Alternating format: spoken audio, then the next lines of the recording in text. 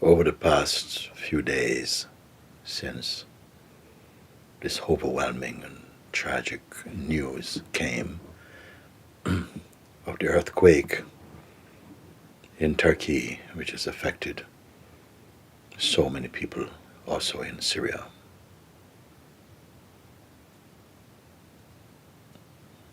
I have really just been lost for words. Like so many hundreds and thousands of millions of beings on the planet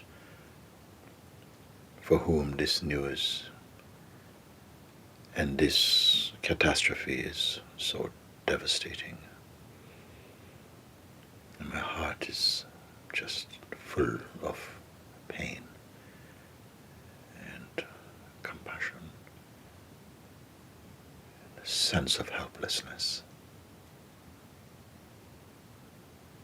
Yet, I trust in the ways of the Lord,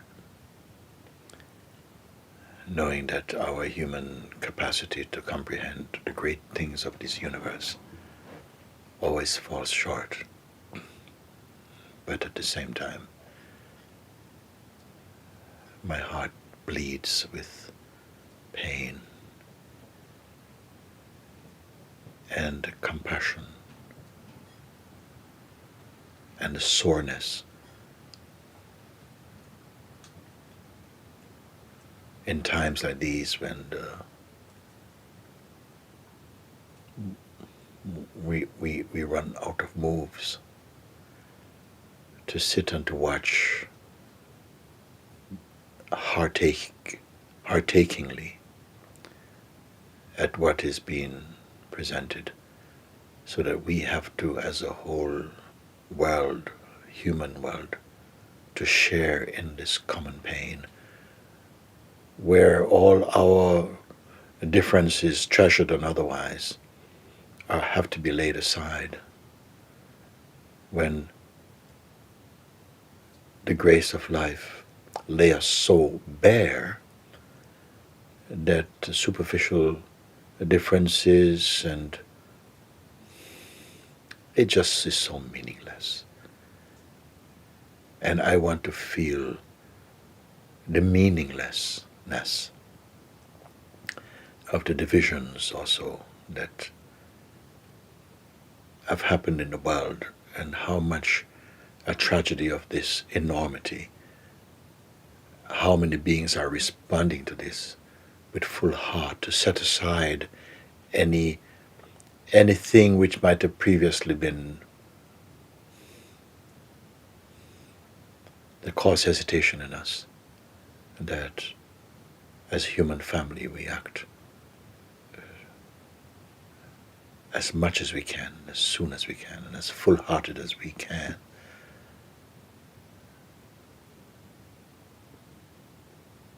to serve our brothers and sisters wherever such calamities happen in the world.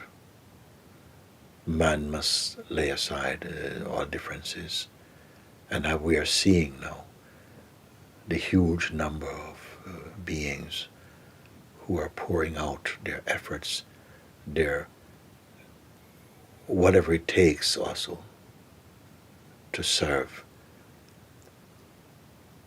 in such a catastrophic situation.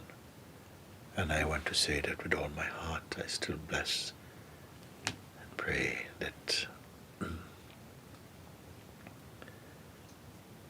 whatever help is required from the human resources and heart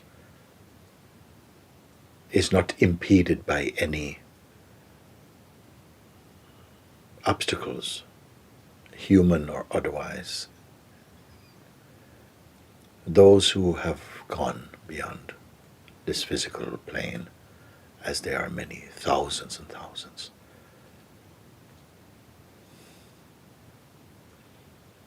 have moved on. The suffering is with us here, who have borne witness to these things and must carry on and to support our brothers and sisters wherever they may be in the world. May this, I can say, this calamity of such enormous proportion really, really touch a place within all of us, perhaps in a way that we have not been touched before.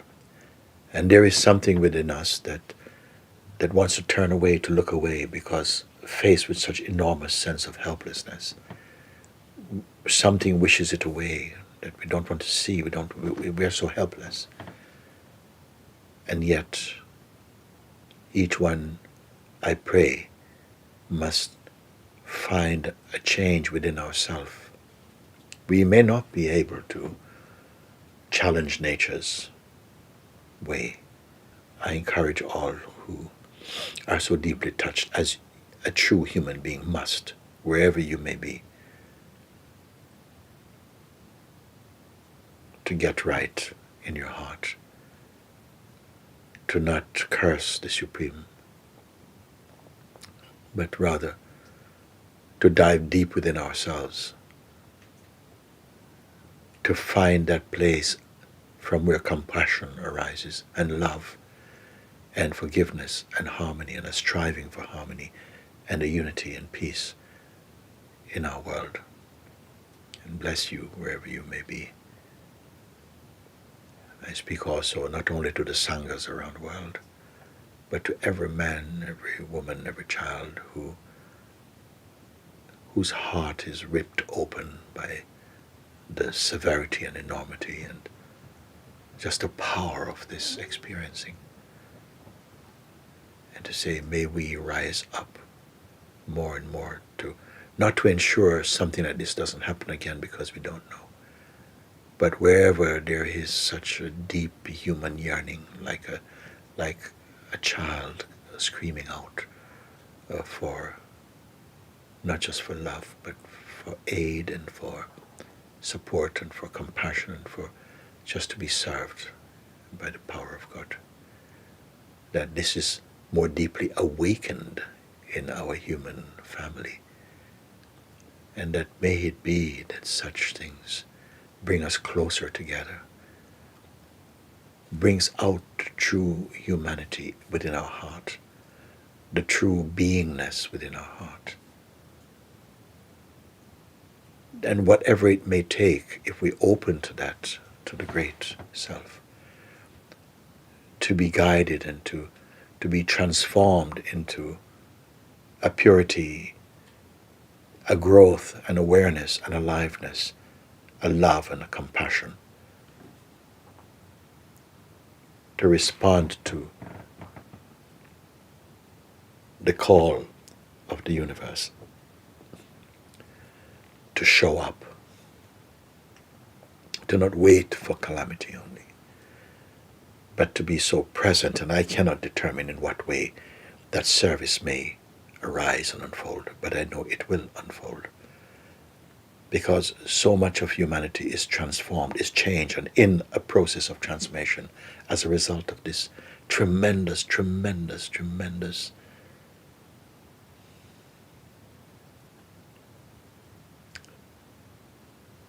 experiencing of such a disaster of inconceivable force. And we know that we live on a planet that is a living planet. That is also, we are not independent or apart from this planet. We must cooperate also. We must treat it well. We must treat each other well. We must become more in a field of oneness and harmony, so that in times of such great calling, we are not scattered and fragmented, but more unified in our heart and in our hands and work, to show the love that is the root of our existence, to set it free from the bondage of ignorance and selfishness. So thank you. Bless you wherever you may be. Unimaginable,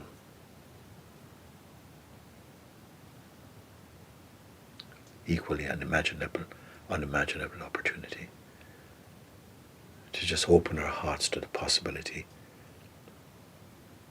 to serve this calling, not just now, but onwardly. I bless our human family I'm pointing my finger at no one. I encourage everyone, for my heart holds that love for everyone, as each of us has the capacity within us to do.